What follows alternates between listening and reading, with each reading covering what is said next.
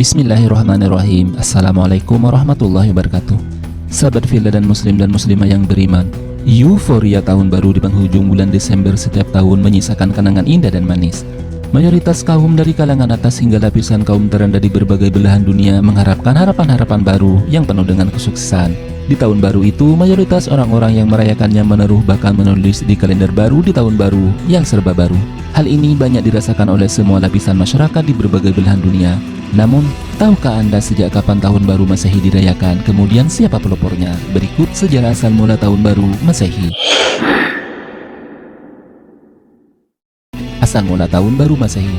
Asal mula perayaan tahun baru Masehi yang populer hingga saat ini bermula dari bangsa Romawi atau sekelompok negara dan kelompok etnik yang menempati wilayah geografis yang sangat luas serta padat.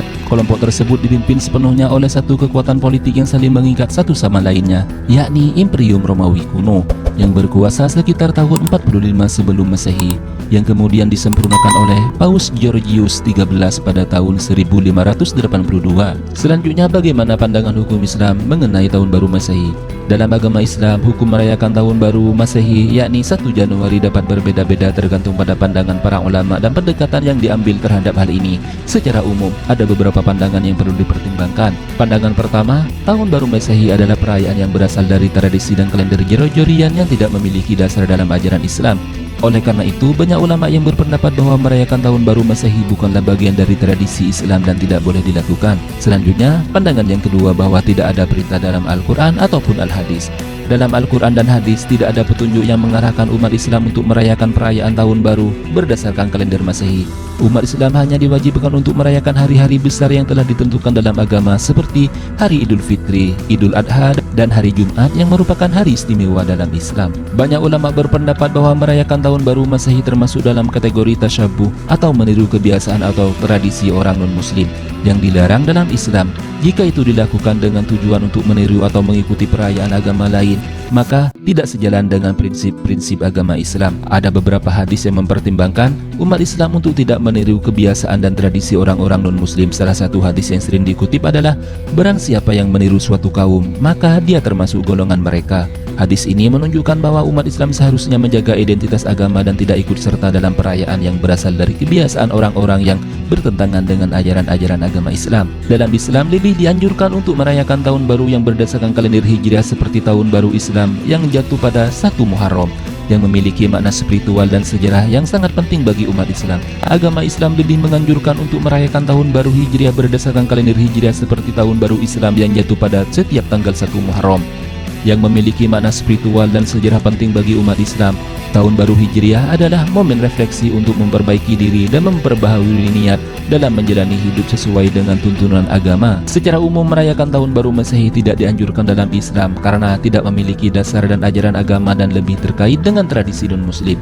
Merayakan perayaan ini dapat dianggap sebagai tasyabuh, meniru kebiasaan orang-orang non-muslim yang dilarang dalam Islam. Namun jika perayaan tersebut dilakukan dalam konteks sosial tanpa mengandung unsur-unsur keagamaan dan ritual yang bertentangan dengan Islam, beberapa ulama mungkin lebih memberikan toleransi. Pada festival tersebut, orang-orang Romawi kuno atau orang-orang yang bersenang-senang dan turut berpartisipasi dalam perayaan ini, termasuk para budak sekalipun.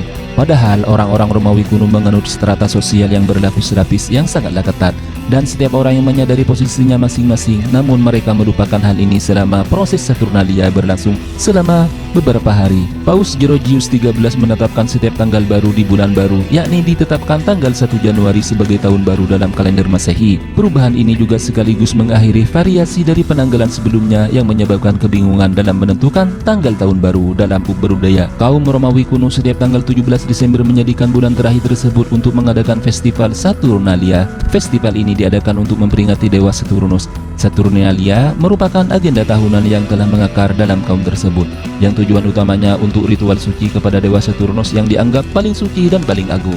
Padahal orang-orang Romawi kuno menganut strata sosial yang berlapis-lapis yang sangat ketat dan setiap orang menyadari posisinya masing-masing. Namun mereka melupakan hal ini selama proses Saturnalia yang berlangsung selama 3 hari. Paus Gregorius XIII menetapkan setiap tanggal baru di bulan baru, yakni ditetapkan tanggal 1 Januari sebagai tahun baru dalam kalender Masehi. Perubahan ini juga sekaligus mengakhiri variasi dari penanggalan sebelumnya yang menyebabkan kebingungan dalam menentukan tanggal di tahun baru dalam budaya paganisme secara turun-temurun. Bahkan banyak yang menolak pandangan dan Paus Gregorius XIII dan dianggap sebagai pembanggangan nilai-nilai suci kaum dan bangsa Romawi. Selanjutnya, penolakan kepada tahun baru. Sejak Paus Gregorius XIII memperkenalkan kalender Gregorian pada tahun 1582 sebagai upaya untuk memperbaiki ketidakakuratan dalam kalender Julian yang sebelumnya digunakan. Kalender Julian menyebabkan pergeseran musiman karena perhitungan tahun kabisat yang tidaklah tepat, yang akhirnya membuat tanggal-tanggal penting dalam kalender gereja seperti perayaan Paskah tidak lagi jatuh pada waktu yang tepat sesuai dengan musim-musim yang diperlukan. Namun pengenalan kalender Gregorian dan penetapan 1 Januari sebagai awal tahun baru tidak langsung disetujui oleh semua pihak, terutama oleh pemangku jabatan di luar gereja Katolik Roma. Penolakan awal di negara-negara non-Katolik.